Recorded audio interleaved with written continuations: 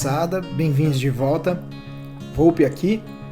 Hoje a gente vai iniciar o modelo covalente de ligação. Boa aula. Muito bem, então nós estamos começando a parte de modelo covalente e o que vai vir pela frente agora até o final do módulo 2. As teorias de ligação. Então, as teorias que vão aparecer aqui são teorias já conhecidas de vocês, mas agora a gente acessa um nível de detalhe um pouco mais profundo, principalmente para algumas delas. Começando aqui por teoria de Lewis, onde a gente tem o aspecto de estrutura eletrônica todo desenvolvido, depois a gente traz a parte de geometria molecular com as regras de repulsão dos pares eletrônicos da camada de valência, que você costuma chamar de VSEPR.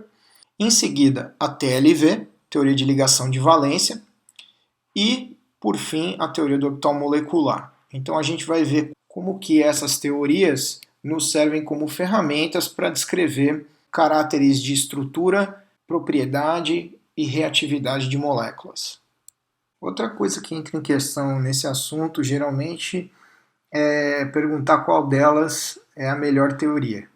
Eu costumo responder que não adianta você ter um serrote se você está precisando de um martelo, certo?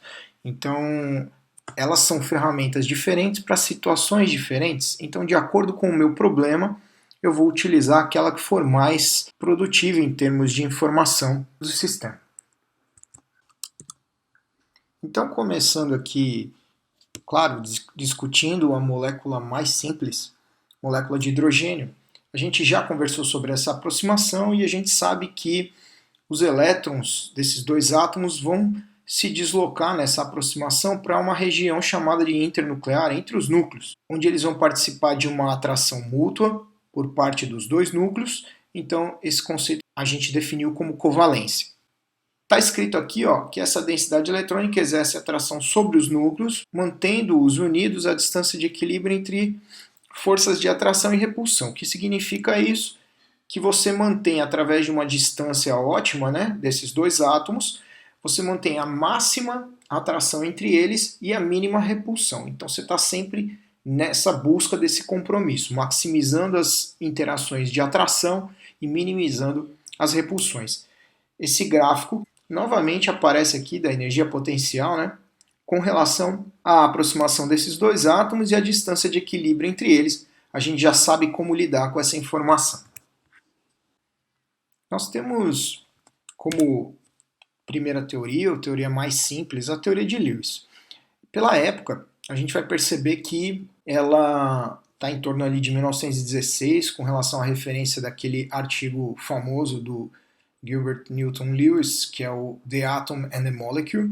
Você tem algumas universidades que disponibilizam esse texto no original. Então nós temos a famosa teoria que descreve a regra do octeto. Mas, no contexto covalente, o Lewis foi responsável por inferir que dois átomos poderiam permanecer unidos mantendo uma atração mútua entre seus núcleos, ou seja, definiu o caráter de covalência nesse âmbito. A gente viu agora há pouco o modelo iônico de ligação e vimos que ali você tinha outro princípio de formação desse tipo de substância. Aqui, no modelo covalente, a gente vai depender dessa atração mútua por parte dos núcleos para que haja manutenção da molécula. Então eu estou começando com as estruturas de Lewis, isso é uma coisa conhecida, eu não vou gastar muito tempo, tentando definir aqui o que são essas estruturas em termos de moléculas de flúor, oxigênio e nitrogênio, F2, O2 e N2. Perceba que eu estou caminhando daqui para cá se eu for olhar os elementos, certo? Então eu estou da direita para a esquerda, eu coloquei nessa ordem aqui. Por quê? Porque na molécula de flúor, como eu tenho dois elementos que estão no grupo 7A, na família dos halogênios, eles estão a um passo de um gás nobre, então a valência deles precisa de um elétron só para ser completada. Então o compartilhamento eletrônico por parte de dois átomos halogênios vai ser de um elétron de cada. A gente já vai ver isso já. O oxigênio ele está um grupo anterior aos halogênios aqui, certo? No grupo 6A. Então eu estou a dois passos dos gases nobres? Sim. A valência do oxigênio, 2s2, 2p4. Então, eu tenho 6 elétrons. Provavelmente, para manter esses dois átomos de oxigênio unidos na molécula de O2, eu vou precisar compartilhar 2 pares de elétrons, ou 2 elétrons de cada um dos átomos de oxigênio. E para o nitrogênio, por analogia, a gente espera que haja esse compartilhamento de 3 pares. Eu posso falar sobre ângulos de ligação, apesar de ser moléculas lineares, isso não faz sentido, mas eu poderia falar a partir de estruturas de Lewis de ângulos de ligação ou geometria molecular? Ainda não. Ela não me traz esse subsídio. O que eu faço dentro da teoria de Lewis? Eu simplesmente faço a contagem dos elétrons para as moléculas que eu estou estudando, ou os íons, né? Podem ser íons poliatômicos, a gente vai tratar disso. E eu tento distribuir esses elétrons em torno desses átomos formadores da molécula, de modo que eu atenda a chamada regra do octeto, ou seja, que eu mantenha os 8 elétrons próximos a todos eles. Essa é uma situação considerada estável. E a regra do octeto ela está associada absolutamente ao segundo período, por conta do nível de energia mais externo que é encontrado aqui. Você começa a discutir as exceções da regra do octeto, não tem muita lógica a gente falar de exceção, porque quando a gente sair desse segundo período aqui, as coisas vão começar a ficar diferentes. O que nós temos aqui em termos das estruturas? Aqui embaixo a gente tem somente estrutura de Lewis sem nenhuma representação gráfica. E aqui em cima a gente vê essa representação de maneira mais clara quanto ao comentário que foi feito sobre o compartilhamento eletrônico.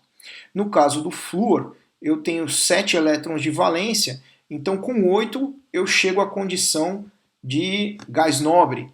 Então é necessário que esses dois átomos de flúor compartilhem cada um elétron para que ambos consigam ter esse ambiente de 8 elétrons em torno de si, essa é a estrutura de Lewis resultante. Para o oxigênio, a gente visualizou isso através da necessidade de 2 elétrons de cada átomo serem compartilhados, é isso que a gente está vendo aqui nessa interação, e por isso que essa estrutura aparece com uma dupla ligação, por exemplo. Eu ainda não sei, não defini a ligação simples, dupla ou tripla em termos das interações sigma e pi. Só estão aparecendo aqui 2 pares de elétrons compartilhados entre os dois átomos. E para o nitrogênio, a gente tem uma situação onde a configuração de cada átomo é 2s2, 2p, 3, então são 5 elétrons de valência, então eles precisam compartilhar, vou pegar uma cor só aqui, o vermelho, 1, 2, 3 elétrons, cada um deles, para que você consiga contar 8 elétrons no ambiente atômico de cada um na formação da molécula. Por enquanto não houve nenhum estabelecimento de protocolo para obtenção da estrutura de Lewis. No entanto, a gente está só apresentando estruturas, no primeiro caso de moléculas diatômicas homonucleares, e aqui para moléculas diatômicas heteronucleares. Então aqui eu tenho HF e o monóxido de carbono como exemplos. As estruturas de Lewis já estão representadas aqui, e o ponto a chamar a atenção seria na estrutura do CO, acho que HF é bem tranquilo de trabalhar, mas do CO com relação ao número de elétrons diferente entre os dois átomos, já que eles são diferentes. Então você tem 6 elétrons aqui provenientes da valência do oxigênio, mas somente 4 do carbono. Para que houvesse satisfação do octeto nesse caso, foi necessária uma tripla ligação, o compartilhamento de 3 pares de elétrons, ou 6 elétrons, exato. Só que perceba que o oxigênio ele não tinha todos os elétrons para serem envolvidos nessa tripla ligação. Então o que a gente observa aqui é o caráter de compartilhamento integral de um par que veio inteiramente do átomo de oxigênio, e ele é representado por essa setinha aqui. Isso é o que a gente ouve chamar de ligação dativa. Eu particularmente não gosto desse termo, não uso esse termo para essa designação, e a partir do momento que esse par de elétrons aqui que a gente apontou, que veio integralmente do átomo de oxigênio no compartilhamento para formar a ligação, você já não tem mais como distinguir de onde vieram esses elétrons. Isso é apenas uma representação didática. Então, essa ligação aqui, para nós, ela acaba tendo um caráter covalente como uma outra ligação qualquer. Agora sim, a gente começa a definir como que a gente chega nessas estruturas de Lewis. Também é uma parte rápida para nós, porque isso aqui já é conhecido dos cursos de Química Geral. Então a gente tem a distribuição eletrônica de todos os átomos da molécula. O que interessa para nós são os elétrons da valência. Então isso a gente busca muito rapidamente pela tabela periódica através da posição do elemento. Determina o número total de elétrons dessa molécula e eu costumo, nesse ponto aqui, quando eu encontro esse número, eu costumo trabalhar os pares de elétrons. Então se eu encontro 20 elétrons, eu digo que eu tenho 10 pares. E isso me facilita na hora dessa distribuição da densidade eletrônica pelos átomos da molécula. Distribuo esses elétrons aleatoriamente, está escrito entre aspas aqui, porque a gente não pode distribuir de qualquer maneira, a gente sabe muito bem que existe uma certa lógica nessa distribuição, nós vamos ver isso. Respeitando-se o máximo número de elétrons permitido para cada ambiente atômico com relação à sua valência. Então isso aqui é a tentativa em que a gente maximiza as interações, certo?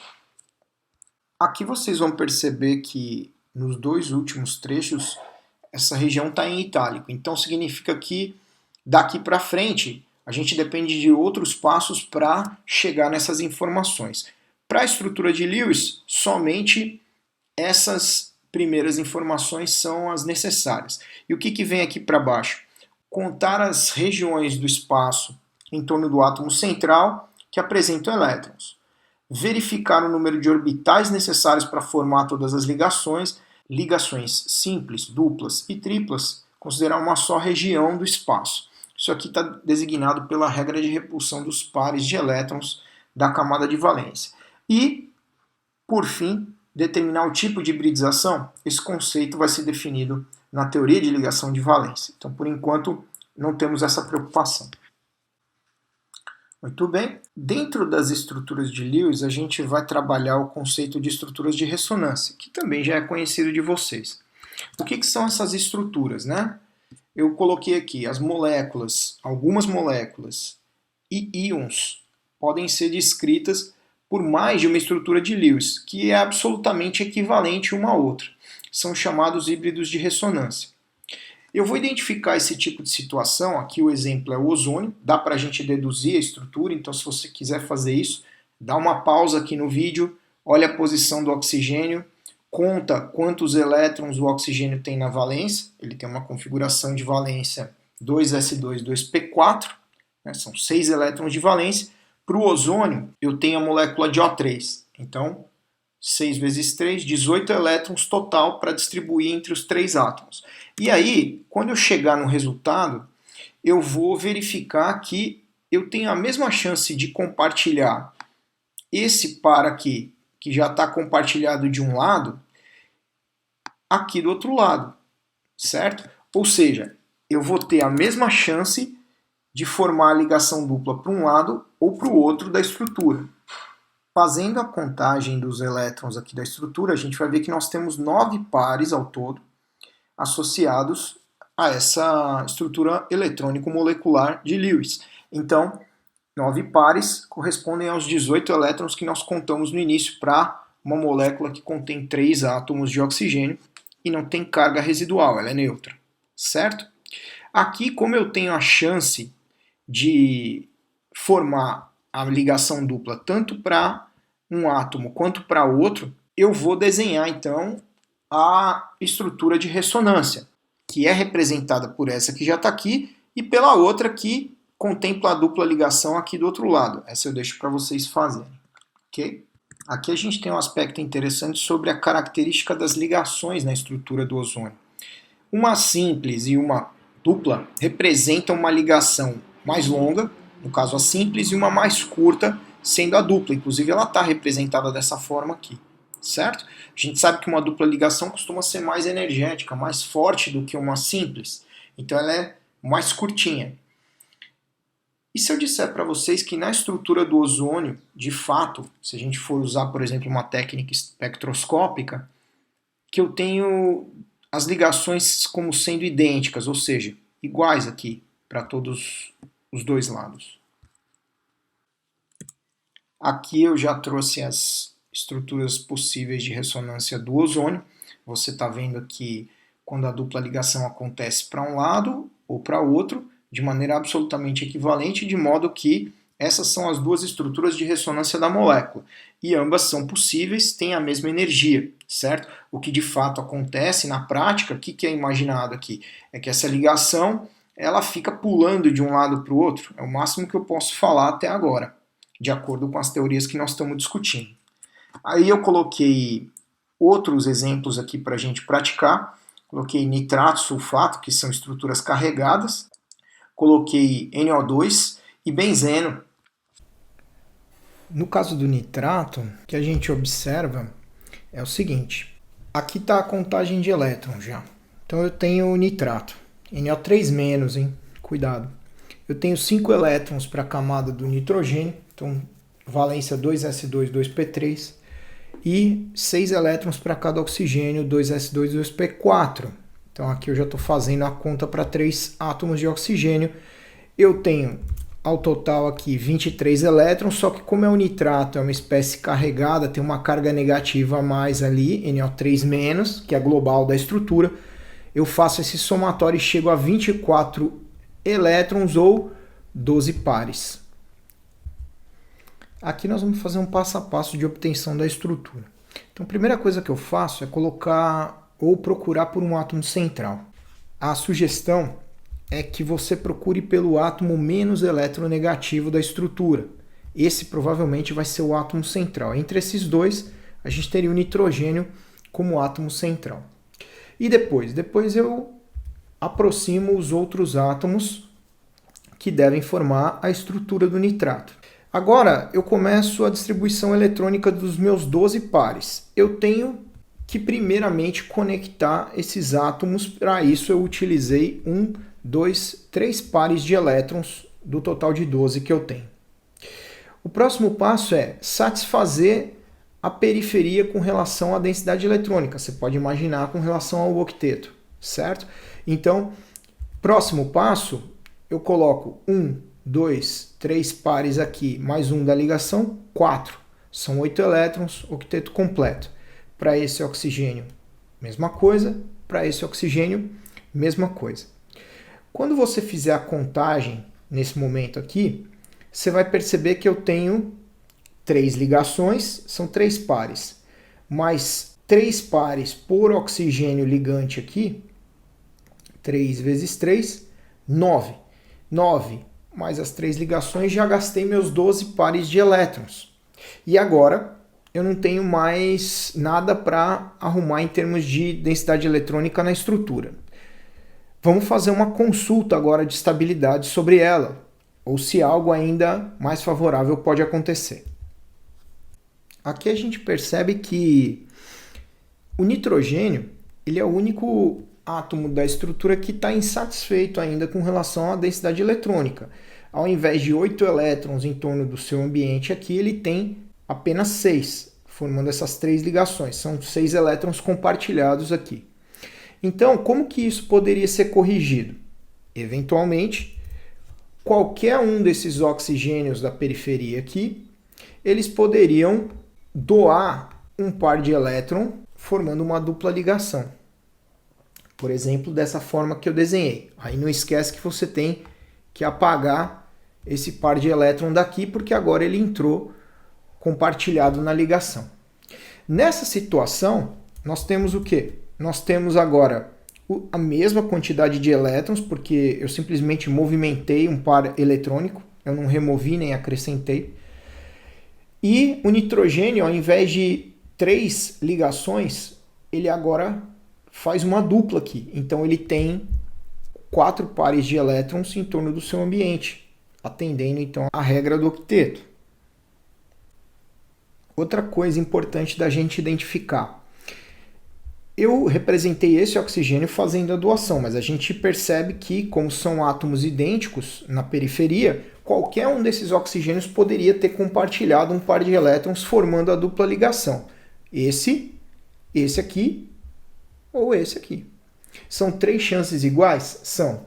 isso me indica que eu vou ter estruturas de ressonância. Com isso eu posso desenhar minhas outras estruturas de ressonância que não estão representadas aqui. Elas já vão aparecer. Então agora, estão aqui as estruturas de ressonância. A gente está olhando também umas carguinhas que estão aparecendo aqui, né? Então isso aqui vai dar origem ao que a gente conhece como sendo a carga formal, que eu vou apresentar ao final da aula. Ok? Não vou me importar com elas no momento. O que importa é você perceber que essa estrutura está muito parecida com aquela que a gente obteve e você tem 3 casos possíveis de formação da dupla ligação ou de doação do par de elétron dos oxigênios da periferia. Está representada a primeira aqui, a segunda aqui e a terceira aqui, certo? Então a ligação simples é maior, mais comprida do que a dupla, que é mais curta? É o que a gente sabe. No entanto, se eu te apresentar o nitrato originalmente, ou algum dado espectroscópico sobre a estrutura do nitrato, eu também vou fazer a mesma menção que eu fiz para o caso do ozônio. Eu tenho 3 ligações idênticas NO na estrutura do nitrato. Como que a gente resolve essa situação? Uma outra coisa que eu apontei aqui embaixo que é importante é a estrutura de Lewis é somente isso. Esses ângulos que estão aparecendo aqui, ó, eles são incidentais, eu não planejei. Tanto é que na estrutura anterior isso nem veio em discussão, né? Nem veio à tona. Então a estrutura não define a geometria molecular e nem os ângulos de ligação, certo? Então a gente entra nas exceções da regra do octeto, lembrando que eu não concordo muito em chamar de exceções porque a regra do octeto fica restrita aos elementos quando são átomos centrais e pertence ao segundo período, né, cuja valência representa o octeto. Então, o que vai aparecer para nós nesse ponto aqui? Vai aparecer, como exceção, moléculas com número ímpar de elétrons. Você percebeu que no caso do nitrato nós contamos em pares, né? Então essa vai ser uma situação particular. Quando o átomo faz menos ligações com relação ao octeto, são chamados de eletrodeficientes. E quando o átomo faz ligações além do octeto, isso é conhecido como a possibilidade de expansão do octeto. Com relação à primeira delas, temos o número ímpar de elétrons. Coloquei alguns exemplos aqui, certo? Moléculas cuja contagem de elétrons resultar em um número ímpar, a gente fatalmente não vai conseguir uma distribuição simétrica aos pares em torno da estrutura. Essas moléculas que têm essa característica são conhecidas como radicais. E esse elétron desemparelhado ele é justamente responsável pela alta reatividade dessas espécies. Por isso que tem um certo risco sempre associado aos chamados radicais livres, por exemplo. Ok? Nosso exemplo é o NO. Então, eu tenho aqui 2 possibilidades, já que são átomos diferentes, em acomodar a densidade eletrônica da molécula, que na contagem ficaria 5 elétrons para o nitrogênio na valência, mais 6 do oxigênio, seriam 11 elétrons. Então, esses 11 elétrons estão distribuídos dessa forma, sendo que eu posso acomodar o elétron desemparelhado tanto sobre o átomo de nitrogênio quanto sobre o átomo de oxigênio. Em qualquer uma das 2 situações eu não consigo evitar essa consequência desemparelhada do elétron numa espécie radicalar, onde há um número ímpar de elétrons. Para espécies deficientes em elétrons, a gente tem o caso clássico de compostos de boro. Estou apresentando aqui o BF3, trifluoreto de boro, e você está percebendo claramente que se eu fizer a contagem dos elétrons e resultar na estrutura, eu chego nesse design. O fato é, o boro não está de fato fazendo 4 ligações ou não tem também 8 elétrons em torno do seu ambiente atômico. Perfeito. Mas será que existe alguma tendência em haver uma doação de par eletrônico da periferia, no caso átomos de flúor, para suprir uma eventual deficiência eletrônica do boro? Será que isso seria favorável? Eu estou apresentando isso através dessa representação, ou seja, dos seus híbridos de ressonância. Só que você vê que em todos os casos eu gero uma carga e veja o valor dessa densidade de carga sobre os átomos. Eu tenho uma densidade de carga positiva sobre átomos de flúor, que são extremamente eletronegativos. Então, o boro ele fica confortável com relação a não atender a regra do octeto, ou seja, fazer menos ligações do que é o necessário para atingir o octeto. Outra coisa nessa estrutura é que o meu ligante aqui de periferia é o flúor. O flúor, por ser um elemento muito eletronegativo, ele não tem nenhuma tendência em fazer essa doação, esse compartilhamento aqui através de uma dupla ligação para sanar uma eventual deficiência eletrônica do átomo central. Isso não aconteceria. Torna a situação mais desfavorável com relação àquela de origem que a gente observou.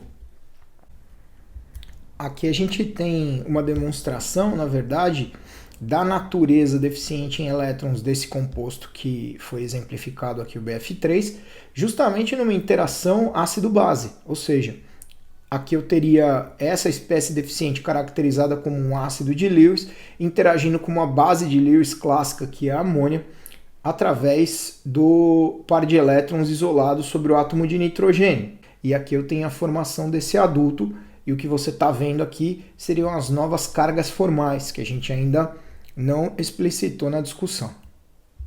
Por fim, a gente vai trabalhar a última exceção do octeto, que é a relação da expansão, ou seja, mais de 8 elétrons na valência, ou efetuar mais do que 4 ligações. Essas são as possibilidades de expansão. Quais elementos estão sujeitos a essa observação? Aqui eu coloquei 2 elementos, um do segundo e um do terceiro período, e você está vendo o oxigênio, que tem sua valência limitada no nível 2, 2s2 2p4, e o fósforo, que tem sua valência limitada no nível 3. No entanto, no nível 3, a gente conhece isso aqui muito bem pela descrição da estrutura atômica, dos números quânticos, etc. Eu sei que no nível 3, pela primeira vez, surgem os orbitais d. O subnível d aparece. Então, eu tenho a possibilidade de ocupação da densidade eletrônica nesses orbitais d, porque eles estão no mesmo nível de energia e estão vazios. Então, é por isso, por essa razão, que é explicada, a gente vai ver isso em mais detalhes nas próximas teorias de ligação, a expansão do octeto. Por essa razão, o fósforo, por exemplo, pode fazer mais ligações do que o octeto atende, certo? E o exemplo é justamente envolvendo o fósforo como átomo central no PCl5.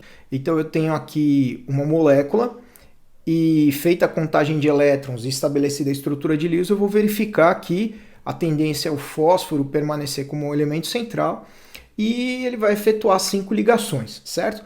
Lembrando que, por enquanto, eu não estou discutindo arranjo eletrônico, nem geometria molecular, nem ângulos de ligação, certo? Aqui tem outros exemplos nessa direção, ou seja, de estruturas que vão pertencer à exceção de expansão do octeto, ok? E aqui embaixo, uma estrutura também bastante conhecida, carregada, o ânion fosfato, PO4,3-, né? Com relação à sua estrutura de Lewis. Então, nesse caso, você vê a estrutura antes da formação da dupla ligação, e aqui a gente teria 4 ligações sendo efetuadas e o octeto sendo atendido. Porém, a gente vai verificar, em termos das cargas formais, a necessidade de formar ou não uma eventual dupla ligação para justamente estabilizar a estrutura. Por fim, eu vou comentar rapidamente sobre carga formal, ela já apareceu e agora está sendo definida aqui, certo? Ela, entre outras coisas, nos ajuda a decidir qual estrutura é a mais razoável em termos de energia, é a mais estável. A carga formal, ela é uma carga que a gente pode admitir como uma densidade de carga teórica, né? Não é uma carga como uma espécie única que a gente está acostumado a trabalhar. Então a definição é a carga que um átomo teria em uma molécula se todos os outros átomos tivessem a mesma eletronegatividade. Em outras palavras, é você pegar uma ligação entre 2 átomos, não importa a natureza deles, se eles são iguais ou diferentes, e simplesmente dividir essa ligação homoliticamente, que significa um elétron para cada um, certo? Dividir igualmente, desconsiderando a capacidade eletronegativa dos átomos envolvidos. Aqui, todos os elétrons não compartilhados são atribuídos ao átomo em questão. Metade dos elétrons ligantes são atribuídos a cada átomo em uma ligação. Então, a carga formal ela vai ser os elétrons de valência menos o número de elétrons atribuídos ao átomo na estrutura de Lewis. É uma conta que a gente vai fazer, certo?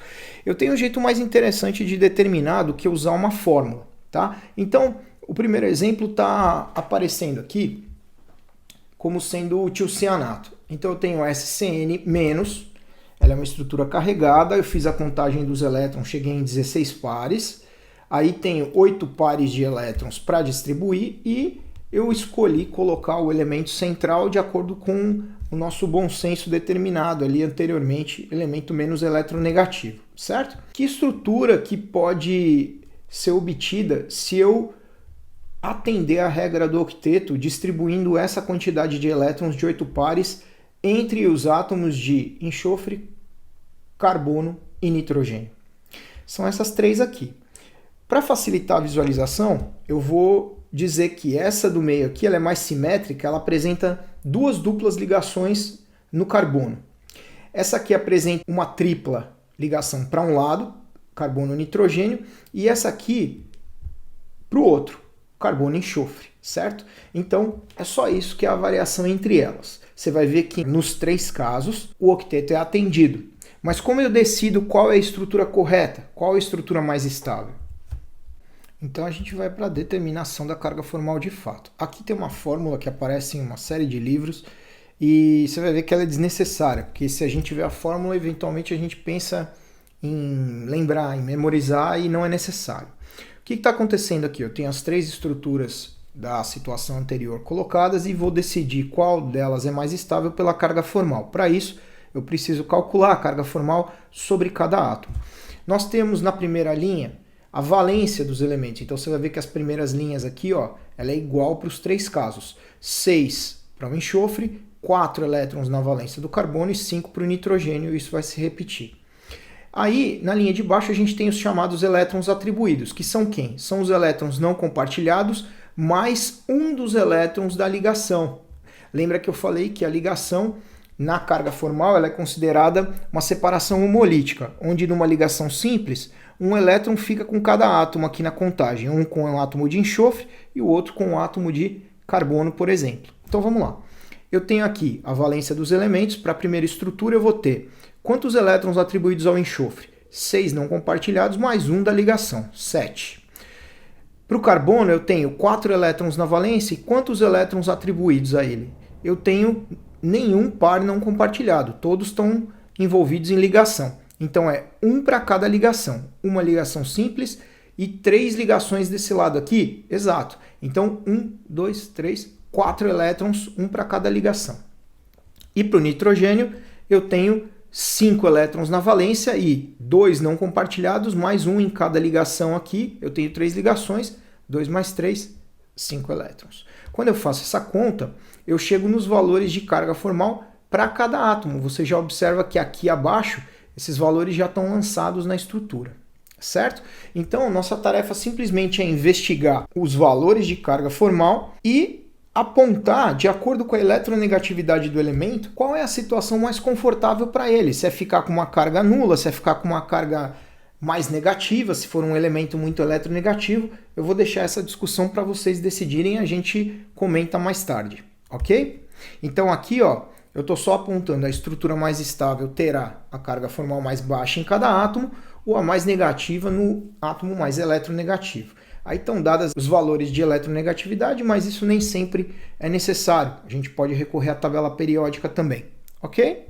Eu disse que eu tinha um jeito mais interessante para a determinação da carga formal. Eu vou apresentar ele usando aquela nossa estrutura discutida para o nitrato.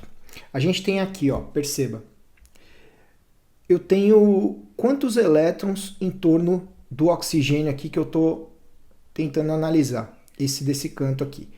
Em primeiro lugar, eu vou recomendar a vocês, ó, usar desse artifício de separar a ligação homoliticamente, ou seja, fazer essa contagem de um elétron para cada átomo na ligação, certo? Então aqui é como se eu estivesse rompendo a ligação ao meio. Bom, agora fica até mais fácil para contar. Veja só, eu vou fazer a contagem, vou jogar contra a valência e já vai sair o resultado da carga formal, sem uso de fórmula. Então eu tenho aqui 6 elétrons, que a gente chamaria de não compartilhados, mais um, 7. Quantos elétrons ele acomoda na valência, o oxigênio? 6. Então ele tem um a mais do que ele acomoda na valência? Só que é elétron, né? Então, se ele tem mais elétron do que poderia, é resíduo de carga negativa, carga formal -1. Todos os outros oxigênios estão na mesma condição que esse. Você vai contar aqui 6 mais um elétron da ligação 7. Carga formal -1. 6 mais um elétron da ligação 7, -1. E o nitrogênio? O nitrogênio é o elemento central. Eu tenho 3 elétrons próximos a ele, os 3, um de cada ligação. E quanto ele pode acomodar na valência? Até 5, olha aqui. Nitrogênio, 5 elétrons na valência. Então estão faltando 2 elétrons para ele atingir a valência. Então é um déficit de carga eletrônica. Então ele está precisando de mais elétrons. Então ele está positivo ainda, precisando ficar mais perto de zero ou negativo. Então carga formal dele, faltam 2 elétrons, de acordo com essa contagem aqui, e de acordo com a valência do elemento, para ele chegar na equivalência de sua camada mais externa. Por fim, um aspecto que é muito interessante sobre a carga formal, tem uma finalidade muito prática, é que o somatório das cargas formais ele tem que ser a carga global da estrutura, e isso pode te guiar para escrever ou determinar uma estrutura de Lewis corretamente. Vamos ver esse exemplo do próprio nitrato. Eu tenho que somatório de cargas formais aqui para essa estrutura? Eu tenho 3 cargas -1 dá -3, mais 2, -1. Então, -1 é de fato a carga do nitrato. NO3 menos. A gente contou esse elétron aqui quando fez a determinação da estrutura. Então, isso mostra que o nosso caminho de determinação da estrutura está correto. O fato é agora seguir para a possibilidade de efetuar uma dupla ligação ou 2 duplas ligações, caso seja possível, para tornar a estrutura mais estável. Então é isso. Agradeço pela presença, pela audiência e a gente se vê na próxima. Até lá!